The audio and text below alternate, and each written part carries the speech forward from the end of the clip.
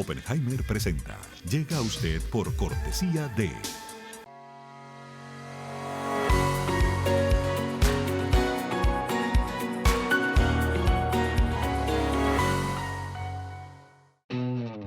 UAD es más que una universidad, es vivir una experiencia única de aprendizaje. Es tu tiempo de vivir. UAD Experience.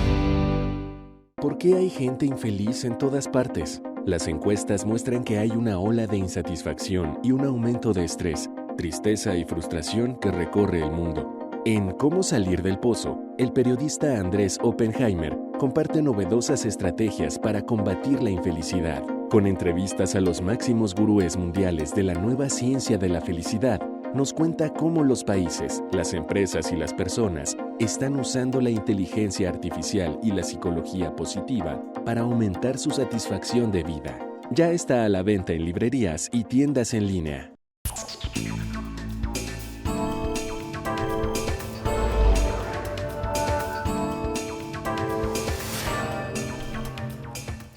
Hola, ¿qué tal? Soy Andrés Oppenheimer. Gracias por estar con nosotros. Según un nuevo informe de monitoreo de la Oficina de las Naciones Unidas contra la Droga y el Delito, las áreas cultivadas con coca en Colombia subieron a un récord histórico el año pasado y la producción de cocaína también se disparó. Colombia, que ya era el mayor productor de cocaína del mundo, aumentó en un 13% las áreas cultivadas con coca el año pasado a un récord de 230.000 hectáreas. Y la producción de cocaína aumentó en un 24%, según esa misma agencia de las Naciones Unidas. ¿Qué está pasando? ¿Hay un aumento de la demanda mundial de cocaína? ¿O el gobierno de Gustavo Petro bajó la guardia o tiró la toalla? ¿Y qué está pasando en Perú, en Bolivia y otros países productores de coca? Hoy vamos a tener con nosotros al ministro de Justicia de Colombia, Néstor Osuna. Vamos a preguntarle cómo explica este aumento de la producción de coca en Colombia durante el gobierno al que él pertenece. Y para escuchar el punto de vista de las Naciones Unidas, vamos a tener a Candice Welch, la directora para la región andina y el cono sur de la Oficina de las Naciones Unidas que dio a conocer este informe. Y más tarde en el programa vamos a rendirle un homenaje al recientemente fallecido artista colombiano Fernando Botero. Probablemente, seguramente, el pintor y escultor latinoamericano más conocido del mundo. Vamos a mostrar partes de una entrevista que le hice hace algunos años, donde dijo cosas muy, pero muy interesantes y muy valientes sobre el arte contemporáneo, el arte actual. Cosas que pocos artistas famosos se atreven a decir porque son cosas que no les gusta escuchar a muchos galeristas y directores de museos. Y después, en nuestro segmento El Innovador de la Semana, vamos a hablar con Javier Mata, el emprendedor guatemalteco que fundó Yalo, una empresa que le permite a la gente comprar cosas por WhatsApp y que reporta un valor de mercado de cerca de $1.000 millones. Le vamos a preguntar cómo hizo para crear un gigante tecnológico viniendo de un país pequeño como Guatemala. Bueno, empecemos con el tema del aumento de los cultivos de coca en Colombia. Vamos con el ministro de Justicia de Colombia, Néstor Osuna.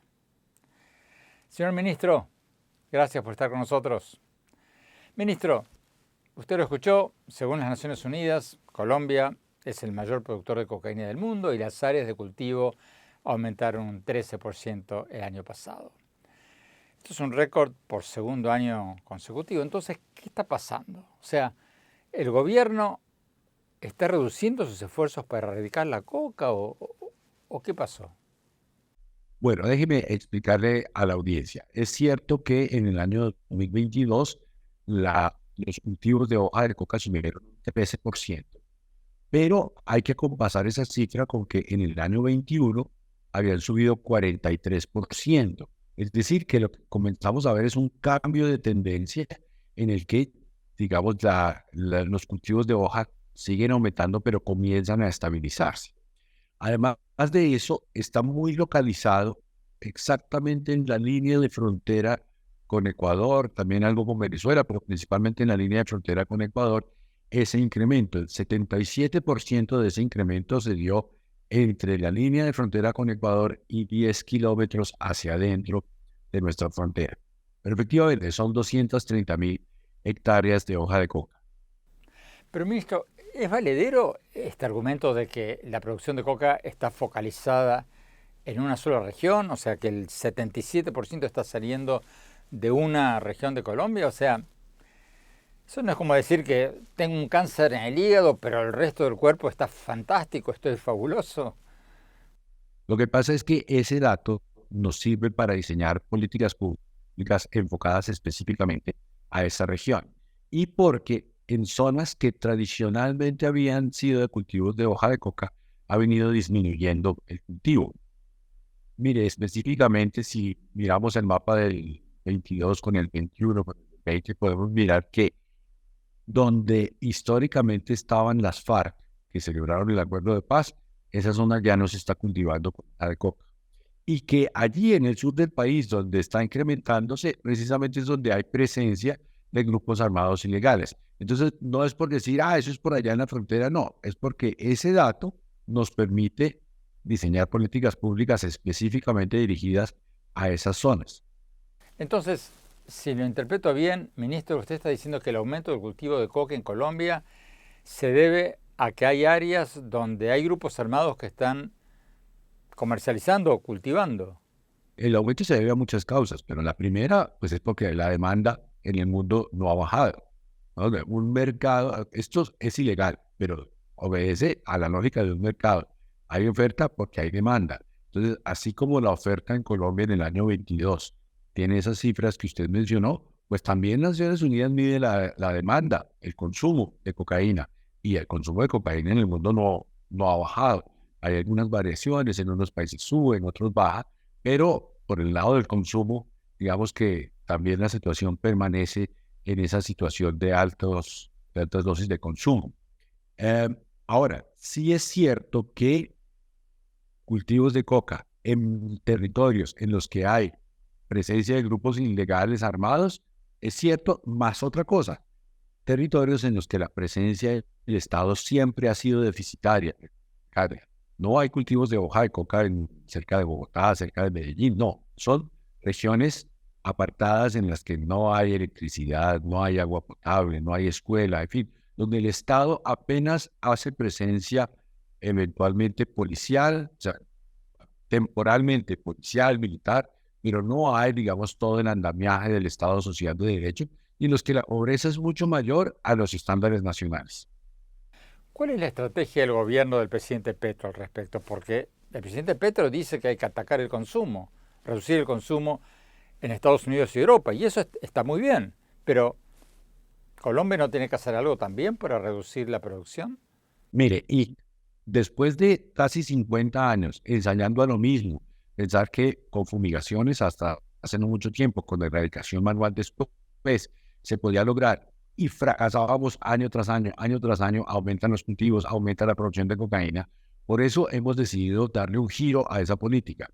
Un giro que sigue persiguiendo la cocaína, pero que lo que nos va a permitir es enfocar la persecución criminal a los grandes negocios que hay de cocaína, a las mafias de los narcotraficantes, al lavado de activos y ofrecerle a esos campesinos cultivadores de hoja de coca alternativas de vida económica dentro de la economía lícita. Algunos dirán que eso ya se ha intentado. Pues también hemos aprendido de esos intentos fallidos, porque lo que normalmente se hizo fue ofrecerle a algún campesino que cultivaba hoja de coca que se pasara a cultivar algún producto lícito, cacao, café, y como en el tránsito iba a tener unos años sin ingresos, pues se le daba una suma de dinero. Y eso fracasó históricamente. Entonces aquí tenemos un conjunto de medidas que no incluyen indemnizaciones individuales, más bien subsidios individuales, sino programas territoriales. Vamos a tomar toda una comunidad, un territorio, una vereda, como quiera llamarlo, y dependiendo de la vocación económica que tenga esa vereda, impulsar proyectos económicos dentro de la ley que sean productivos. Y así podemos concentrar los esfuerzos de erradicación forzada en cultivos industriales.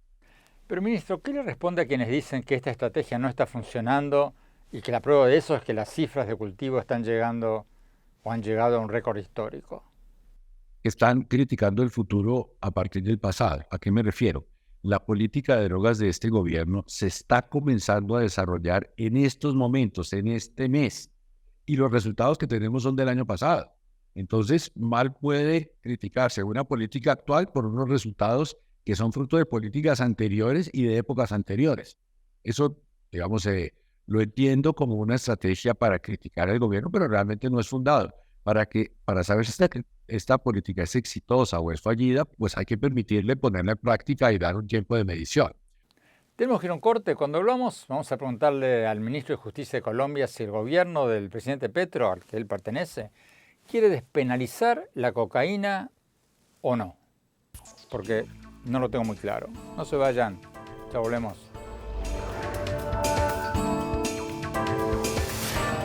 Exclusivas residencias de lujo frente al mar en Miami. El nuevo desarrollo de Fortune International Group y Chateau Group. Una ubicación privilegiada con inmejorables vistas al mar y la ciudad. The St. Regis Residences, Sunny Isles Beach en Miami, es el lugar perfecto para una vida soñada. La impecable arquitectura y el refinado estilo de St. Regis, junto con los exclusivos servicios y amenidades, ofrecen una experiencia inigualable.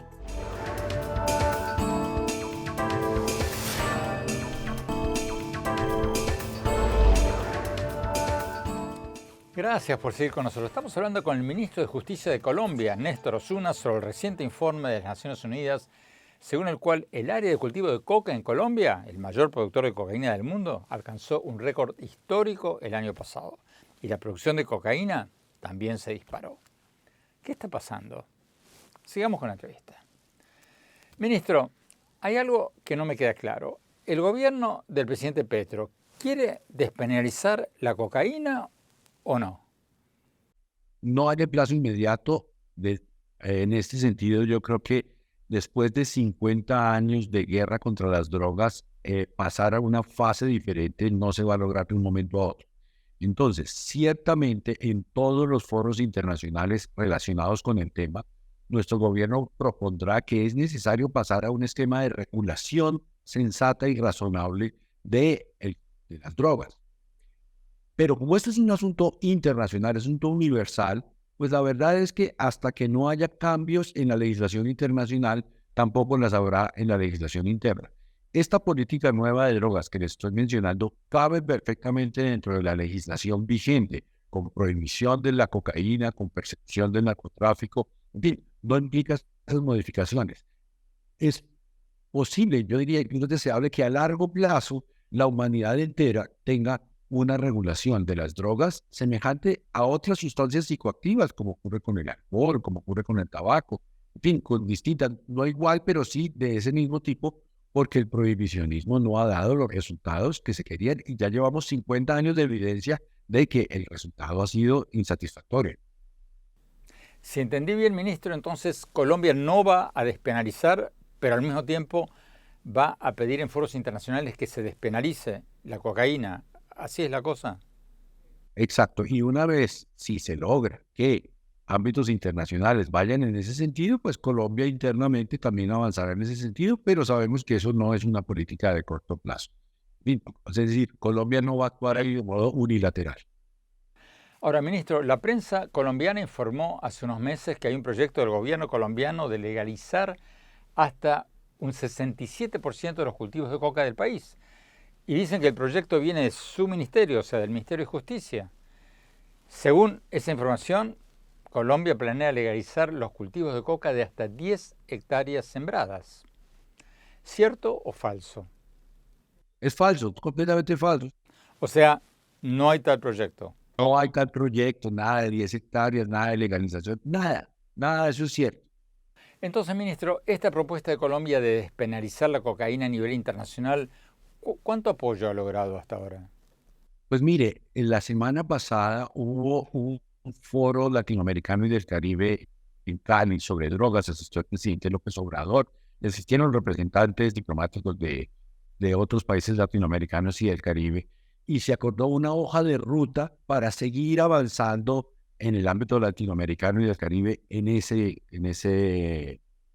sentido. Por otro lado, en Viena, donde están las oficinas de Naciones Unidas contra las drogas, también se ha propuesto ese discurso, se han apoyado algunas iniciativas de Bolivia y de otros países que van en ese sentido, y lo reconozco, hasta ahora es una cosa de discurso, de cambio de narrativa, porque el mundo internacional se mueve a partir de eso, de iniciativas, de ensayo y error, pero sabemos que una política de 50 años no se va a cambiar de un momento a otro, pero hay que intentarlo, hay que iniciar ese camino. Ministro Osuna, muchísimas gracias por esta entrevista. Tenemos que ir a un corte. Cuando volvamos, vamos a hablar con Candice Welch, la directora para la región andina y el Cono Sur de la Oficina de las Naciones Unidas, que dio a conocer este informe. No se vayan, ya volvemos.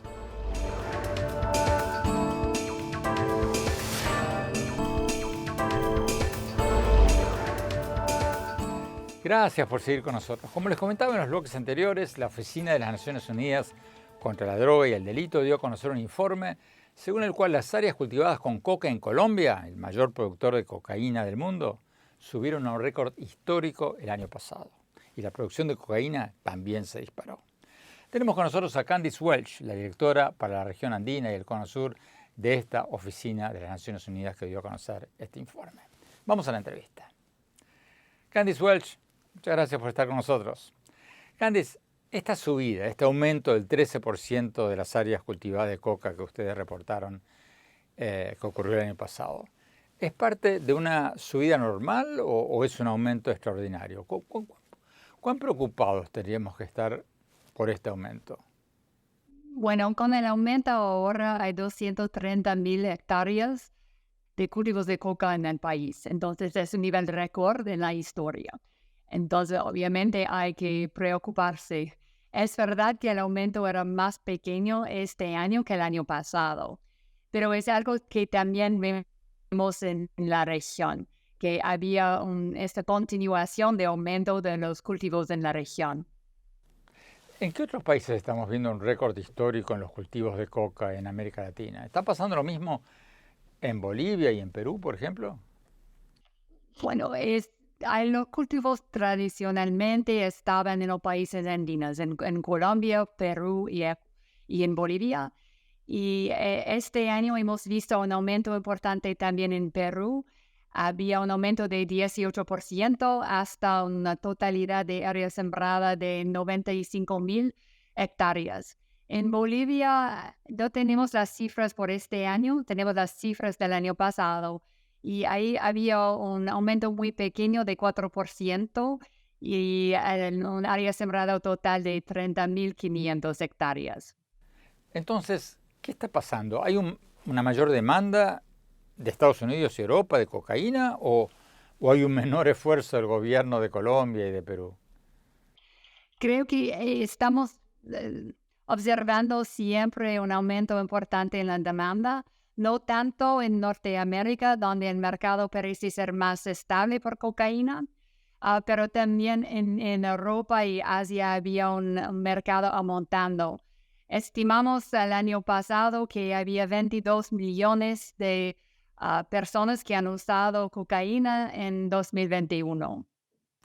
El presidente Petro está proponiendo un acuerdo internacional para despenalizar los cultivos de coca.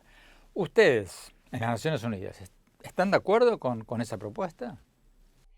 Es un tema complejo. Entonces, en la nueva política de drogas hay la idea de distinguir entre los pequeños cultivadores y en estas partes de tratar no de criminalizar esta producción pequeña, pero de ayudar a los campesinos a hacer un tránsito hacia las economías lícitas. Y de tener otro enfoque sobre la producción, puede decir, industrializada, criminal. Nosotros creemos que es importante buscar una solución sostenible al problema de los cultivos en el país. Y estamos convencidos que un programa de desarrollo alternativo, sostenible y también integral, que incluye más presencia del Estado para seguridad, pero también más presencia de servicios públicos. Al nivel internacional, obviamente es importante que los Estados miembros, ellos hacen los esfuerzos de tener estos acuerdos y vamos a ver entonces hay la voluntad de Colombia de tratar de liderar estos procesos y estos diálogos a nivel global. Muchas gracias por su tiempo, Candice Welch. Tenemos que ir a un corte. Cuando volvamos, vamos a recordar una entrevista muy, pero muy interesante y a mi juicio muy valiente que nos dio el gran artista colombiano fallecido el 15 de septiembre, Fernando Botero. No se vayan, ya volvemos.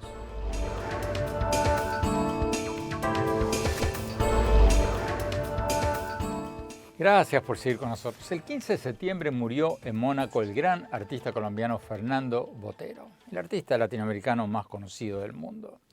Fue un artista excepcional que transmitió, como pocos, el realismo mágico latinoamericano con sus figuras voluminosas y hermosas. Botero fue un artista increíblemente generoso a la hora de donar sus obras a museos y parques para difundir el arte. Y también fue un artista muy, pero muy valiente a la hora de ir contra la corriente y expresar sus opiniones sobre el arte contemporáneo. Yo lo entrevisté varias veces, pero recuerdo especialmente una entrevista en que le pregunté qué opinaba del arte conceptual que está tan de moda. Veamos lo que nos dijo.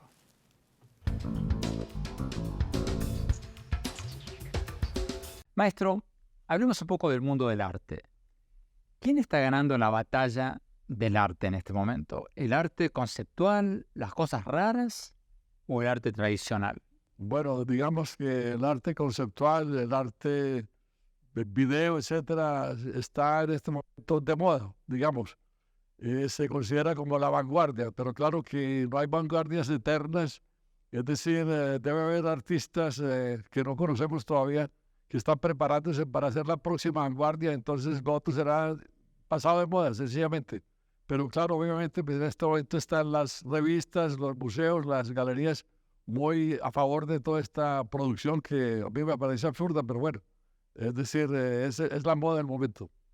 Maestro, pero ¿cómo se explica que este arte de moda absurdo, como lo llama usted, esté teniendo tanto éxito? ¿Cómo se explica que Damien Hirst, el artista británico que vendió un tiburón en formol en $12 millones, que después se desintegró, o una colección completa de él por $200 millones, esté ahora siendo exhibido en el Museo Tate de Londres como la gran sensación mundial?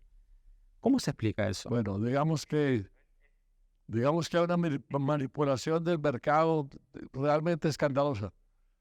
Por ejemplo, para darle un ejemplo, hubo una famosa calavera cubierta de diamantes que publicaron que se había vendido, después tuvieron que admitir que la había comprado él mismo. Total, que bueno, hay una manipulación escandalosa. Claro que es un gran negocio, hay grandes precios, etcétera. El que tiene 20 obras de un artista puede pagar millones por una que ponga en subasta para que suban de valor las otras. Total, bueno, es una manipulación del mercado tremenda.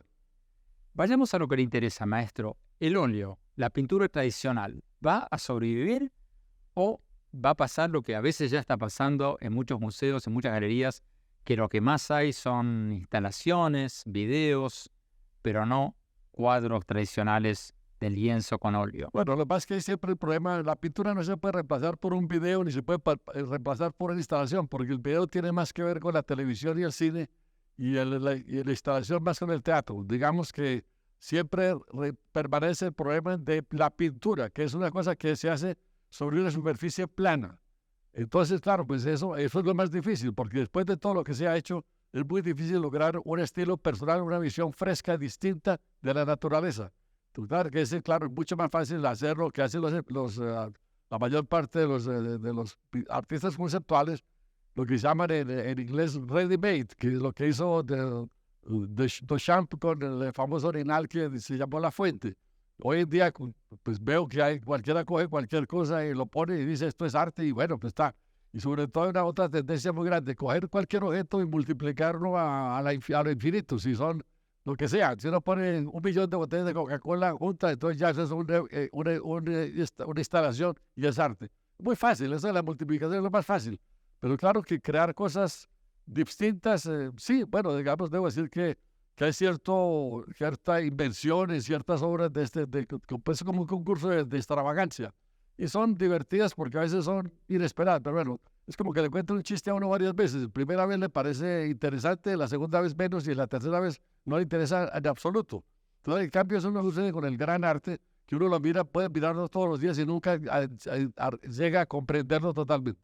Maestro, ¿cuál es la capital mundial del arte hoy en día? A fines del siglo XIX era París, a fines del siglo XX era Nueva York, después se dijo en un momento Berlín. Hoy, ¿cuál es la capital mundial? Bueno, hoy en día está repartida entre Nueva York, Londres y Berlín, dicen. Es decir, sí, tal vez posiblemente, pero el mercado obviamente, las grandes subastas son en Londres y Nueva York. Maestro Botero, usted pinta 8 horas por día. ¿Usted diría que ahora, a los 80 años, usted pinta mejor que hace 30, 40 años? Pues yo creo que sí. Bueno, por ahí hay una frase de Tiziano muy conocida que dice que los artistas aprenden a pintar después de los 80. Entonces, que bueno, es decir, esa acumulación de experiencias, ese conocimiento más profundo de los problemas del arte, etcétera, hace que lo que uno produce sea más coherente, bueno, creo yo, pues más importante, más claro. Yo sigo trabajando con la energía que tenía cuando tenía 40 años. Yo trabajo, como usted dice, de pie 6, 7, 8 horas diarias y inclusive sábados y domingos, pues no he encontrado nada que me interese más que la pintura. Total que bueno. Es decir, sí, yo creo que hoy estoy haciendo mi mejor trabajo, el más claro, el más coherente, sí, es el mejor. Maestro, cuando usted hace obras de contenido político, como cuando hizo la serie de Abu Ghraib o cuando hizo la serie sobre la violencia en Colombia, ¿lo hace como una contribución a mejorar el mundo o como una contribución al arte? Bueno, primero que todo, como una contribución al arte. Es decir, la principal obligación de un artista es pintar bien. Después, claro, uno puede obsesionarse o entusiasmarse con un tema. Maestro Botero, ¿el arte tiene que ser bello necesariamente? El arte tiene que ser bello, efectivamente. Es decir, el arte puede ser o un arte sobre un tema más o menos amable, o puede ser un tema dramático, pero claro, la belleza está en los dos, es como el drama y la comedia, por ejemplo, digamos. Hay cuadros, pues, como que todo el mundo conoce, como la crucifixión de Grunewald en Colmar, pues, que es una de las cosas más desgarradoras que existe. Pero claro, la belleza de ese cuadro es extraordinaria por todo, porque es pura pintura. Digamos, eso es una obra maravillosa. Y como los cuadros negros de Goya también son maravillosos y son trágicos. Total que bueno, pero la mayor parte de la pintura es sobre temas amables. Yo siempre digo que quien ha visto un cuadro impresionista triste o negativo o deprimente, no, eso no existe. Hubo miles y miles de cuadros impresionistas. ¿Por qué? Porque el impresionista quería dar placer. Uno pintaba paisajes que uno quisiera estar ahí, o hacía grupos de personajes que uno quisiera estar ahí. Es decir, siempre hay un lado amable, porque el artista, hasta el impresionismo, pensaba que el arte era para dar placer. Después hubo una evolución hacia más bien empezar a perturbar al espectador hasta el día de hoy, que en el fondo esa perturbación es casi como diciendo al espectador, este es un cretino que no entiende lo que yo estoy haciendo. Es decir, total que en el fondo el arte moderno también encierra un insulto, además para el espectador, porque le está diciendo usted es un ignorante. El arte se hizo para dar placer, lo dijo Poussin en el siglo XVII, lo dijo, el arte se hizo para dar placer. El objetivo del arte es dar placer, dijo Poussin, que era uno de los grandes artistas de la historia.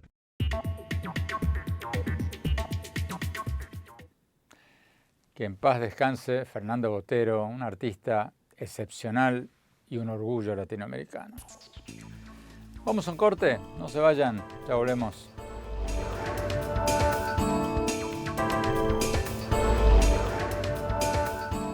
Gracias por seguir con nosotros. Vamos a nuestro segmento habitual, el innovador de la semana. Hoy vamos a tener con nosotros a Javier Mata, el emprendedor guatemalteco que fundó Yalo, una empresa que le permite a la gente comprar cosas por WhatsApp y reporta ya un valor de mercado de cerca de $1.000 millones.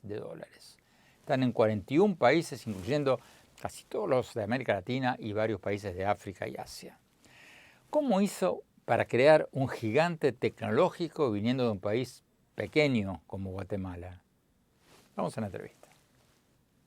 El innovador de la semana es presentado por falabella.com. Un nuevo punto de partida. Javier Mata, gracias por estar con nosotros. Javier, tú eres uno de los innovadores más exitosos de Guatemala. Cuéntanos, por favor, ¿cuán difícil es crear un gigante tecnológico valorado en cientos de millones de dólares viniendo de un país pequeño como Guatemala? Bueno, a mí me orgullece mucho haber nacido y crecido en Guatemala y creo que es un lugar de muchísimas oportunidades y muchísimos desafíos. La inversión en cuando se trata a tecnología es algo que cuando empezamos con Yalo era casi inexistente, ¿sí? Y eso me motivó a moverme para México y para Estados Unidos para conseguir esa inversión. Creo que en los últimos años eso ha cambiado y ha venido creciendo a medida de que ha habido más proyectos. Tienes ejemplos como el nuestro de Yalo, tienes ejemplos como Duolingo de Luis Bonan, y entonces los recursos cada vez se han ido enfocando un poquito más hacia emprendimientos de tecnología que a mi criterio son los que realmente pueden sacar a la región adelante, porque alguien con una computadora y con buenas ideas y con disciplina de trabajo puede crear mucho valor y muchos empleos. Javier, cuéntanos un poco, por favor, sobre tu empresa, sobre Yalo. ¿En qué consiste Yalo? ¿Qué hacen? Yalo es una plataforma de inteligencia artificial que lo que hace es que ayuda a que las empresas se puedan relacionar y aumentar sus ventas a través de WhatsApp.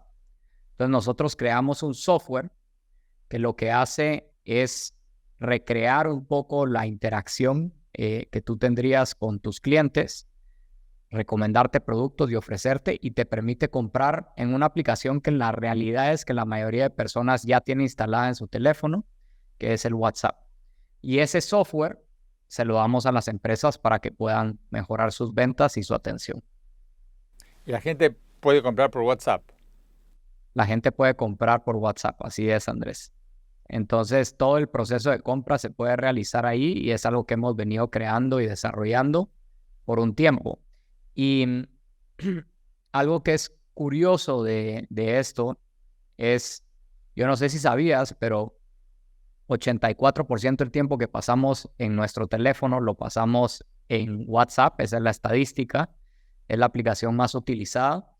Y ya hoy mucho del comercio pasa por medio de WhatsApp. Tú coordinas muchas transacciones que vas a hacer. Me imagino que cuando hablas con ciertas personas puedes hablar con un carpintero, puedes hablar con la lavandería y desde ahí coordinas ciertas transacciones. Pero hasta entonces, hasta que llegamos nosotros, no era posible comprar y hacer pagos a través de eso. Y lo que nosotros creamos es una plataforma que ayuda a que las empresas se puedan comunicar con sus clientes, pero también puedan transaccionar y hacer ventas a través de este canal. ¿Y pagas como con la tarjeta de crédito, por WhatsApp? Dependiendo en el país que estés. Entonces, por ejemplo, si estás en Brasil, hay pagos nativos que tienes ahora en WhatsApp que los puedes realizar. Tenemos clientes ahí que logran realizar esos pagos. Y cuando es fuera de Brasil, se paga a través de tarjeta u otros medios de pago. ¿Es cierto que ya están evaluados en casi unos $1.000 millones? Sí, estamos ahí. Sin embargo, como te digo, para nosotros es qué valor estamos trayendo a los clientes y cómo estamos ayudando a crear tecnología que ponga la región en el mapa. Javier, muchísimas gracias, muchísima suerte. El innovador de la semana es presentado por falabella.com. Un nuevo punto de partida. Tenemos que ir a un corte. Cuando hablamos, mi reflexión de la semana. No se vayan, ya volvemos.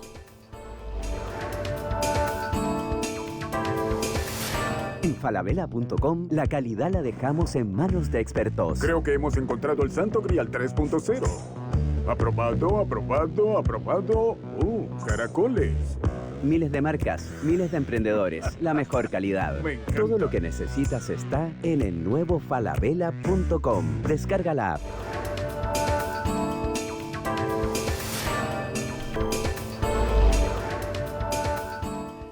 Gracias por seguir con nosotros. Mi reflexión sobre el tema con el que abrimos el programa de hoy, el informe de la ONU, de las Naciones Unidas, según el cual las áreas cultivadas con coca en Colombia aumentaron un 13% el año pasado y llegaron a un récord histórico. Y la producción de cocaína de Colombia, que ya era el principal productor de cocaína del mundo, también aumentó en un 24%. A mí no me parece muy convincente el argumento de que este aumento de las áreas cultivadas de coca se dio en una región muy pequeña y remota de Colombia, y que el problema está focalizado ahí. Como le comenté al ministro de Justicia, eso es como decir, bueno, tengo un cáncer en el hígado, pero en el resto del cuerpo estoy fenómeno, estoy bárbaro. No, lo que cuenta es el dato general, si aumentó o cayó la producción de coca en el país, y aumentó. Dicho esto, es correcto lo que dice el gobierno colombiano y muchos otros gobiernos, de que para combatir la cocaína hay que atacar el consumo de drogas en Estados Unidos y Europa, porque mientras aumente el consumo va a ser muy difícil reducir la producción ilegal de drogas. Eso es cierto. Hay que reducir el consumo con educación, con más prevención, con más tratamientos en los países consumidores. El propio gobierno de Estados Unidos está reconociendo eso. Pero ni Colombia, ni México, ni Bolivia, ni ningún otro país puede escapar a la responsabilidad de reducir sus cultivos de coca y la producción de cocaína. Porque si no lo hacemos, se van a hacer más fuertes los grupos violentos, va a aumentar la criminalidad en toda la región, porque gran parte de los cultivos de coca están en manos de grupos armados ilegales. Y si no reducimos la producción de coca mientras buscamos una solución internacional, va a aumentar el consumo de drogas, va a aumentar la violencia y va a aumentar la criminalidad en todos nuestros países. Creo que este informe de las Naciones Unidas tendría que ser un toque de atención para todos nuestros países. Lamentablemente no fue así. Fue una noticia de un día que pasó casi desapercibida por muchos. Gravísimo error. Si Colombia y sus vecinos no hacen algo más para frenar este récord histórico de la producción de coca, vamos a pagar todas las consecuencias. Bueno, se nos acabó el tiempo. Los invito, como siempre, a visitar mi blog en la página de internet andresopenheimer.com. Síganme en X, lo que en sus buenos tiempos se llamaba Twitter, en @OppenheimerA, en mi página de Facebook, Andrés Oppenheimer, y en mi cuenta de Instagram, Andrés Oppenheimer Oficial. Y les recuerdo, ya está saliendo mi nuevo libro, Cómo salir del pozo. Muchas gracias, gracias por acompañarnos. Hasta la semana próxima.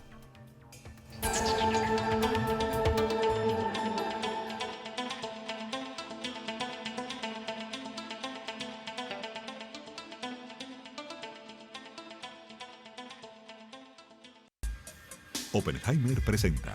Llega a usted por cortesía de...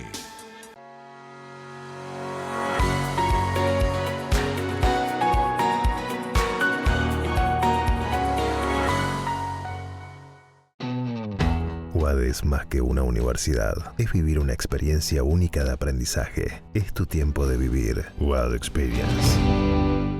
¿Por qué hay gente infeliz en todas partes? Las encuestas muestran que hay una ola de insatisfacción y un aumento de estrés, tristeza y frustración que recorre el mundo. En Cómo salir del pozo, el periodista Andrés Oppenheimer comparte novedosas estrategias para combatir la infelicidad. Con entrevistas a los máximos gurúes mundiales de la nueva ciencia de la felicidad, nos cuenta cómo los países, las empresas y las personas están usando la inteligencia artificial y la psicología positiva para aumentar su satisfacción de vida. Ya está a la venta en librerías y tiendas en línea.